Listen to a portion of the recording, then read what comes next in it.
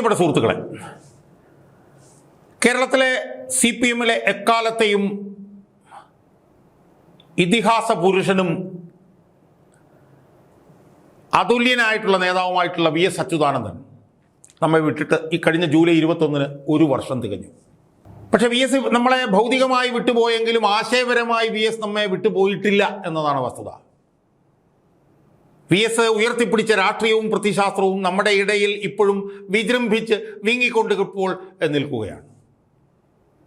ഞാൻ പലയിടത്തും പറഞ്ഞതുപോലെ ഈ 2026 നടന്ന തെരഞ്ഞെടുപ്പിൽ UDF-ന് 102 സീറ്റ് കിട്ടിയെങ്കിൽ അതിൽ ഏറ്റവും നിർണായകമായിട്ടുള്ള ഘടകം എന്ന് പറഞ്ഞാൽ VS-ന്റെ രാഷ്ട്രീയവും പ്രത്യയശാസ്ത്രവുമാണ്. അത് നടപ്പിലാക്കിയതിൻ്റെ ഭാഗമായിട്ടാണ് ഈ 102 സീറ്റിലേക്ക് UDF പോയത്. അല്ലെങ്കിൽ ഒരു 80-85 തട്ടി നിൽക്കുമായിരുന്നു. VS-ന്റെ രാഷ്ട്രീയവും പ്രത്യയശാസ്ത്രവും പേറുന്ന ലക്ഷക്കണക്കിന് സാധാരണ പാർട്ടി അണികൾ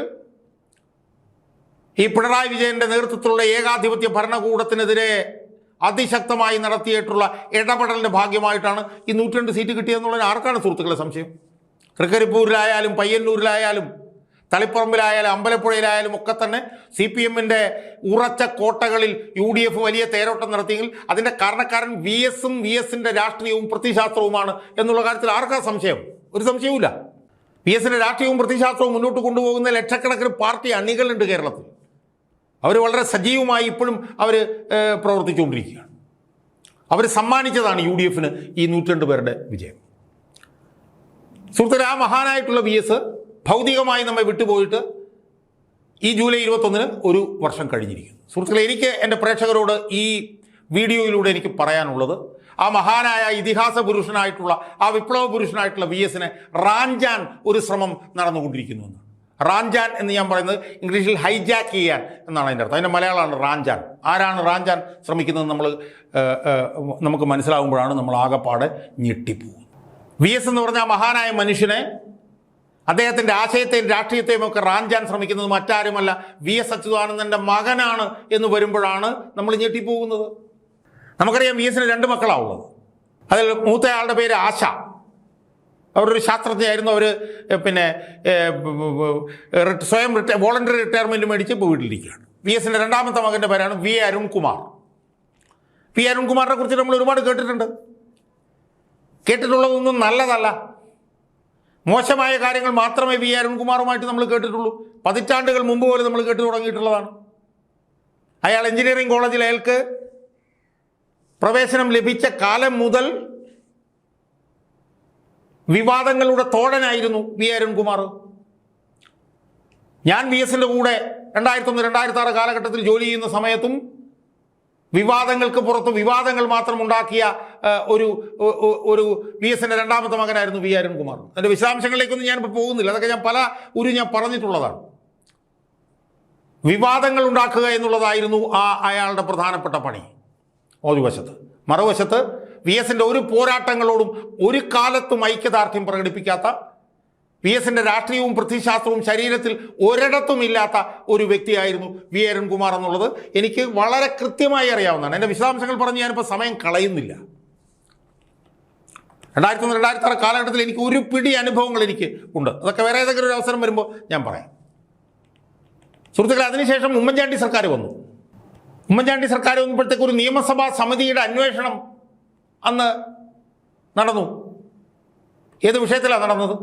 VS-ന്റെ മകന് VS-ന്റെ ഭരണകാലത്ത് കിട്ടിയ ഒരു സ്ഥാനം അനധികൃതമാണെന്ന് അതുമായി ബന്ധപ്പെട്ടുകൊണ്ടാണ് പിന്നീട് ഉമ്മൻചാണ്ടി വന്നപ്പോൾ ഒരു നിയമസഭാ സമിതി നടന്നത്. PC വിഷ്ണുനാഥായിരുന്നു അതിൻ്റെ തലപ്പത്ത് ഉണ്ടായിരുന്നെന്ന് എനിക്ക് തോന്നുന്നു.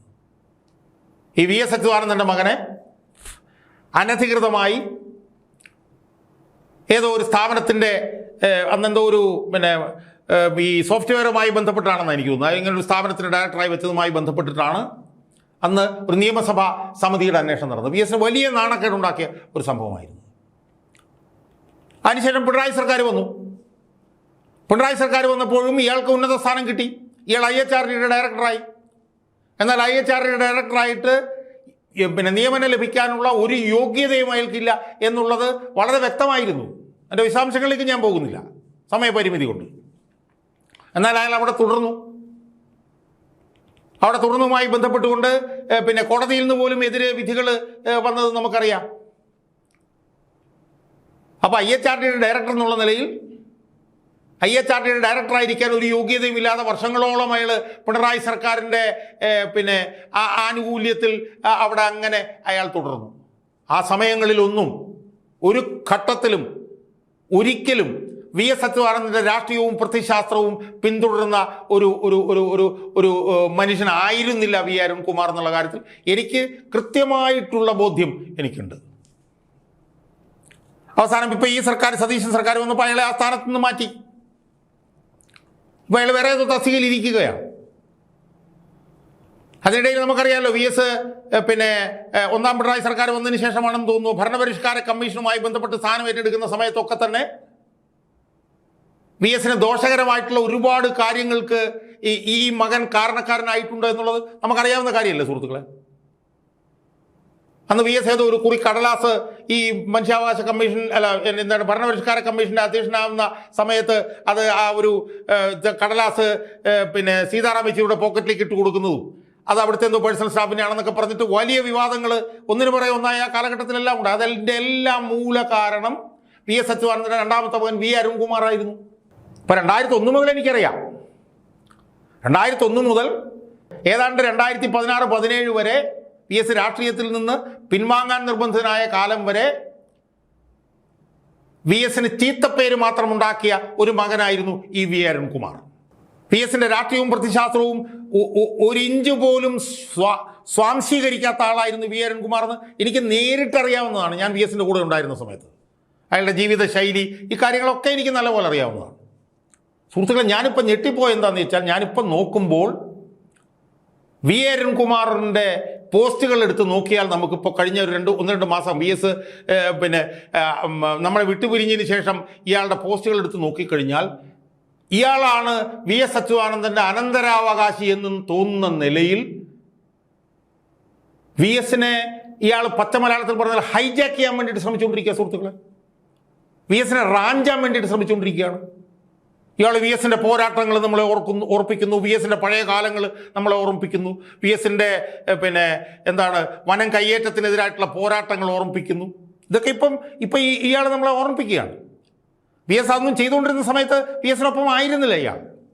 VS അതൊക്കെ ചെയ്തുകൊണ്ടിരുന്നപ്പോൾ നിക്ഷിപ്ത താല്പര്യക്കാർക്കൊപ്പമായിരുന്നു എന്നുള്ള ആരോപണമാണ് ഞാൻ ഉന്നയിക്കുന്നത്. എനിക്കതിന് ഒരുപാട് തെളിവുകളുണ്ട്, ഞാൻ അതിനകത്തേക്കൊന്നും ഇപ്പോൾ പോകുന്നു. പക്ഷേ ഇപ്പോൾ അയാൾ VSനെ കുറിച്ചിട്ട് VSന്റെ എന്തോ നേരവകാശിയാണ് എന്നുള്ള നിലയിലോ VSന്റെ എന്തോ അനന്തരാവകാശിയാണെന്നുള്ള തോന്നിക്കുന്ന നിലയിലോ അയാൾ ഫേസ്ബുക്ക് പോസ്റ്റുകൾ ഇങ്ങനെ ദിവസം ഇട്ടുകൊണ്ടിരിക്കുകയാണ്. അയാൾക്കതിന് നിയമപരമായി കഴിയുമെന്നുള്ള കാര്യത്തിൽ എനിക്ക് സംശയമുണ്ട്. കാരണം അയാളൊരു സർക്കാർ ഉദ്യോഗസ്ഥനാണ്. സർക്കാർ ഉദ്യോഗസ്ഥന് ഇങ്ങനെ പോസ്റ്റ് ഇടാൻ കഴിയുമെന്നുള്ള കാര്യമൊക്കെ ഉണ്ട്, അവിടെ നിൽക്കട്ടെ. പക്ഷേ പൊടുന്നനെ ഇയാൾ VSന്റെ എന്തോ VSനെ ഇയാൾ ഹൈജാക്ക് ചെയ്യാൻ വേണ്ടിയിട്ട് ശ്രമിച്ചുകൊണ്ടിരിക്കുക. സുഹൃത്തുക്കളെ, VSന്റെ ഫോട്ടോകൾ മറ്റത് മറിച്ചത് എല്ലാം ഇട്ടുകൊണ്ടിരിക്കുകയാണ്. ഒരു ഫോട്ടോയുടെ അടിയിൽ ഞാൻ ഒരു ദിവസം അതിൻ്റെ ഇടത് സൈഡിൽ അടിയിൽ നോക്കുമ്പോൾ VS അച്യുതാനന്ദൻ ഫൗണ്ടേഷൻ എന്നും പറഞ്ഞിട്ട് ഒരു സാധനം കണ്ടു. VS Achuthanandan foundation. അപ്പോൾ ഞാൻ ഗൂഗിളിലൊക്കെ തപ്പി നോക്കുമ്പോൾ VS അച്യുതാനന്ദൻ ഫൗണ്ടേഷൻ എന്ന് പറഞ്ഞ് രൂപീകരിക്കപ്പെട്ടതായിട്ടൊന്നും ഞാൻ കണ്ടില്ല. പക്ഷേ എനിക്കൊരു ചെറിയ സംശയം, ആ സംശയം ഞാൻ എൻ്റെ പ്രേക്ഷകരുമായി പങ്കുവെക്കുകയാണ്. VS അച്യുതാനന്ദൻ ഫൗണ്ടേഷൻ എന്ന് പറഞ്ഞാൽ VSന്റെ പേരുമായി ബന്ധപ്പെട്ടുകൊണ്ട് ഇയാൾ എന്തോ ഒരു സംവിധാനം ഇയാൾ ആലോചിക്കുന്നുണ്ടോ എന്നുള്ള സംശയം എന്നെ ബാധിച്ചിട്ടുണ്ട്. അതിൻ്റെ ഇടയിൽ ഇയാൾ ഒരു ദിവസം നടത്തിയ ഒരു ഫേസ്ബുക്ക് പോസ്റ്റിനകത്ത് ഇയാൾ പറയുന്നത് നമ്മുടെ വീട് ഒരു ഗവേഷണ പഠന കേന്ദ്രമാക്കി മാറ്റുന്നതിനെ കുറിച്ചിട്ട് ഞാൻ ആലോചിച്ചുകൊണ്ടിരിക്കുകയാണ്. അച്ഛൻ്റെ പ്രവർത്തനങ്ങൾ എല്ലാം സാധൂകരിക്കുന്ന നിലയിലുള്ള ഒരു പ്രവർത്തനം നടത്തുന്നതിനുള്ള ഒരു ഗവേഷണ കേന്ദ്രമായി VSന്റെ വീട് മാറ്റുന്നതിനെ കുറിച്ച് ഞാൻ ആലോചിച്ചുകൊണ്ടിരിക്കുകയാണെന്നൊക്കെ പറയുന്നതും അതിനെ VS അച്യുതാനന്ദൻ ഫൗണ്ടേഷനുമായി ബന്ധപ്പെടുത്തുമ്പോഴും എനിക്ക് ചില സംശയങ്ങൾ എൻ്റെ മനസ്സിൽ ഉടലെടുക്കുകയാണ്. വേറൊരു മകൻ അയാളുടെ അച്ഛനായിട്ടുള്ള രാഷ്ട്രീയ നേതാവുമായി ബന്ധപ്പെട്ടുകൊണ്ടൊരു ഫൗണ്ടേഷൻ ഒക്കെ ഇപ്പം നടത്തുന്നുണ്ട്. ഞാൻ ആ രാഷ്ട്രീയ നേതാവിൻ്റെ പേരും ആ രാഷ്ട്രീയ നേതാവിൻ്റെ മകൻ്റെ പേരൊന്നും ഞാൻ പറയുന്നില്ല. പക്ഷേ ആ ഫൗണ്ടേഷൻ്റെ പ്രവർത്തനവുമായി ബന്ധപ്പെട്ടുകൊണ്ട് വ്യാപകമായിട്ടുള്ള പണപ്പിരിവ് അച്ഛൻ്റെ പേരിൽ മകൻ നടത്തുന്നു എന്നുള്ള ആരോപണം ഇപ്പോൾ ഉയർന്നിട്ടുണ്ട്. കാരണം അച്ഛൻ്റെ പേര് പറഞ്ഞു കഴിഞ്ഞാൽ ഏത് വലിയ കമ്പനിയും അവരുടെ സോഷ്യൽ റെസ്പോൺസിബിലിറ്റി ഫണ്ട് ഉണ്ടല്ലോ, അതിലൊരു പങ്ക് കൊടുക്കുക. അങ്ങനെ വലിയ തോതിലുള്ള പണം ആ മകൻ അച്ഛൻ്റെ പേരിൽ പിരിക്കുന്നുണ്ട് എന്നുള്ള ആരോപണം ഞാൻ കേൾക്കുന്നുണ്ട്. അച്ഛൻ്റെ പേരും മകൻ്റെ പേരും ഞാൻ പറയുന്നില്ല, ആരാണെന്ന് കേൾക്കുന്നവർക്കറിയാം എന്നാണ് എൻ്റെ വിശ്വാസം. അതിന് സമാനമായിട്ടുള്ള ഒരു നീക്കമാണോ എന്ന് ഞാൻ പറയുന്നില്ല. ആണോ ഈ V അരുൺകുമാർ വി എസിൻ്റെ പേരിൽ നടത്തുന്നെന്നുള്ള സംശയം എൻ്റെ മനസ്സിലുണ്ട് സുഹൃത്തുക്കളെ. ഒരു ആരോപണമായിട്ട് ഞാൻ പറയുകയാണ്. കാരണം ഈ മകൻ വി എസ് പ്രതിപക്ഷ നേതാവായിരുന്നപ്പോഴും മുഖ്യമന്ത്രി ആയിരുന്നപ്പോഴും ഒക്കെ നടത്തിക്കൊണ്ടിരിക്കുന്ന ശ്രമങ്ങൾ എന്താണെന്നുള്ളത് സംബന്ധിച്ച് വ്യക്തമായി അറിയാവുന്നത് കൊണ്ടാണ് വി എസിൻ്റെ പേരിൽ ഇയാൾ നടത്താൻ പോകുന്ന ഈ വി എസ് അച്യുതാനന്ദൻ ഫൗണ്ടേഷൻ എന്നുള്ളത് അത് അപകടമാണോ എന്നുള്ള സംശയം എനിക്കുണ്ടാവുന്നത്. വി എസ് അച്യുതാനന്ദൻ ഫൗണ്ടേഷൻ എന്ന് പറഞ്ഞിട്ടൊരു ഗവേഷണ പഠന കേന്ദ്രമൊക്കെ രൂപീകരിക്കണമെങ്കിൽ അത് വി എസ് അച്യുതാനന്ദൻ്റെ രാഷ്ട്രീയവും പ്രത്യയശാസ്ത്രവും മുന്നോട്ട് കൊണ്ടുപോകുന്ന ആളുകളായിരിക്കും. അപ്പോൾ ഞങ്ങളെപ്പോലുള്ളവർക്കൊക്കെ അതിന് അവകാശമുണ്ടെന്നാണ് ഞങ്ങൾ വിശ്വസിക്കുന്നത്. എന്തായാലും ഒരു കാര്യം ഞാൻ പറയാം, വി എസ് അച്യുതാനന്ദൻ ഫൗണ്ടേഷൻ എന്ന് പറഞ്ഞൊരു ഗവേഷണ പഠന കേന്ദ്രമൊന്നും ആരംഭിക്കാനുള്ള യോഗ്യത ഒട്ടുമേ ഉള്ള ആളല്ല വി എസിൻ്റെ മകൻ. ഒരു കാലത്തും അയാൾ വി എസിൻ്റെ രാഷ്ട്രീയവും പ്രത്യയശാസ്ത്രവുമായി ചേർന്ന് പോയ ആളല്ല. വി എസിൻ്റെ രാഷ്ട്രീയത്തിനും പ്രത്യയശാസ്ത്രത്തിനും അയാൾ അടിമുടി എതിരായിരുന്നു എന്നാണ് എനിക്ക് മനസ്സിലാക്കാൻ സാധിച്ചത്. ഒരു യോഗ്യതയുമില്ലാതെ ഒരു വലിയ സ്ഥാനത്ത് ഉളുപ്പും ലജ്ജയുമില്ലാതെ വർഷങ്ങളോളം ഇരിക്കാൻ അയാൾക്ക് യാതൊരു ബുദ്ധിമുട്ടും ഉണ്ടായിരുന്നില്ല. കഴിഞ്ഞ ദിവസം ഞാൻ നോക്കുമ്പോൾ, അപ്പോൾ അതിനുമുമ്പ് എനിക്ക് പറയാനുള്ള കാര്യം, എല്ലാ ദിവസവും ഇയാളുടെ ഫേസ്ബുക്ക് പോസ്റ്റ് വരുന്നത് അത് അയാൾ എഴുതിയതല്ല എന്നുള്ള കാര്യത്തിൽ യാതൊരു സംശയമില്ല. അയാൾക്കത് എഴുതാനുള്ള അത്തരത്തിലുള്ള കഴിവൊന്നുമുള്ള ആളാണെന്ന് എനിക്ക് തോന്നുന്നില്ല. അപ്പോൾ പുറകിൽ നിന്ന് ആരൊക്കെയോ ഇയാൾക്ക് വേണ്ടി പണി ചെയ്തു കൊടുക്കുന്നുണ്ട്. കോക്രോച്ച് ജനതാ പാർട്ടിയെ കുറിച്ചിട്ട് പറയുന്നു, പാർട്ടിയുടെ കേന്ദ്ര നേതാക്കന്മാർ വി എസിൻ്റെ വീട് സന്ദർശിക്കുന്നതിനെ കുറിച്ചിട്ട് ഫേസ്ബുക്ക് പോസ്റ്റ് ഇടുന്നു. എല്ലാ ദിവസവും രാഷ്ട്രീയക്കാരനെ പോലെ പോസ്റ്റ് ഇട്ടുകൊണ്ടിരിക്കുകയാണ്. അതെങ്ങനെയാണ് ഒരു സർക്കാർ ജീവനക്കാരന് കഴിയുക എന്നുള്ള സംശയം എനിക്കുണ്ട്. അതവിടെ നിൽക്കട്ടെ. കഴിഞ്ഞ ദിവസം ഞാൻ നോക്കിയപ്പോഴത്തേക്കും വി എസിൻ്റെ ചെറുപ്പകാലമൊക്കെ ആയി ബന്ധപ്പെട്ടുകൊണ്ടൊരു AI ജനറേറ്റഡ് വീഡിയോ അയാളുടെ ഫേസ്ബുക്കിൽ കിടക്കുന്നു സുഹൃത്തുക്കളെ. വി എസിൻ്റെ ചെറുപ്പകാലം, വി എസ് ജയിലിൽ കിടന്ന കാലം, വി എസിനെ കൊല്ലാനായിട്ട് കൊണ്ടുപോയത്, വി എസ് ചെറുപ്പകാലത്ത് ഈ അരഞ്ഞാണം എടുത്ത് അടിക്കാൻ ശ്രമിക്കുന്ന കാര്യം, ആ ചരിത്രമൊക്കെ പറഞ്ഞുകൊണ്ട് ഒരു AI ജനറേറ്റഡ് വീഡിയോ ഈ മകൻ അയാളുടെ ഫേസ്ബുക്കിൽ ഇട്ടിരിക്കുന്നു. അപ്പം എന്തൊക്കെയോ കരുതി കൂട്ടിക്കൊണ്ടുള്ള നീക്കമാണ് ഈ മകൻ നടത്തുന്നത്. അത് സതുദ്ദേശപരമാണ് എന്ന് വിശ്വസിക്കാൻ ഈ രണ്ടാമത്തെ മകൻ്റെ ഭൂതകാലം പരിശോധിക്കുമ്പോൾ എനിക്ക് കഴിയുന്നില്ല എന്നാണ് എനിക്ക് സൂചിപ്പിക്കാനുള്ളത്. അതുകൊണ്ട് കൂടുതൽ ഞാൻ ദീർഘിപ്പിക്കുന്നില്ല. വി എസ് അച്യുതാനന്ദൻ എന്ന് പറഞ്ഞ ആ മഹാമനുഷ്യനെ റാഞ്ചി കൊണ്ടുപോകാൻ ഈ മകനെ ഞങ്ങൾക്ക്, വി എസിൻ്റെ രാഷ്ട്രീയവും പ്രത്യയശാസ്ത്രവും മനസ്സിൽ കൊണ്ടു നടക്കുന്ന ഞങ്ങൾക്ക്, വി എസിൻ്റെ രാഷ്ട്രീയവും പ്രത്യയശാസ്ത്രവും എല്ലാ ദിവസവും നടപ്പിലാക്കാൻ ശ്രമിച്ചുകൊണ്ടിരിക്കുന്ന ഞങ്ങൾക്ക് ഈ വി എസ് അച്യുതാനന്ദനെ റാഞ്ചാനുള്ള മകൻ്റെ ശ്രമത്തെ അംഗീകരിക്കാൻ പറ്റില്ല എന്നാണ് എനിക്ക് സൂചിപ്പിക്കാനുള്ളത്. അതുകൊണ്ട് വി എസിനെ ഹൈജാക്ക് ചെയ്യാനുള്ള ശ്രമം, വി എസ് എന്ന് പറഞ്ഞാൽ ഈ ഐതിഹാസികമായിട്ടുള്ള ഇതിഹാസ പുരുഷനെ, ഈ വിപ്ലവ സൂര്യനെ റാഞ്ചാൻ വേണ്ടി ഈ മകൻ നടത്തുന്ന ഹീനവും നീചവുമായിട്ടുള്ള ശ്രമങ്ങൾ എത്രയും പെട്ടെന്ന് അവസാനിപ്പിക്കണം എന്നാണ് വി എസ് അച്യുതാനന്ദൻ്റെ ലക്ഷക്കണക്കിന് ശിഷ്യന്മാരിൽ ഒരാൾ മാത്രമായിട്ടുള്ള KM ഷാജഹാൻ എന്ന് പറഞ്ഞ പൊതുപ്രവർത്തകന് വി എസിൻ്റെ രണ്ടാമത്തെ മകനായിട്ടുള്ള VA അരുൺകുമാറിനോട് പറയാനുള്ളത് എന്നാണ് ഈ വീഡിയോയിലൂടെ എനിക്ക് സൂചിപ്പിക്കാനുള്ളത്.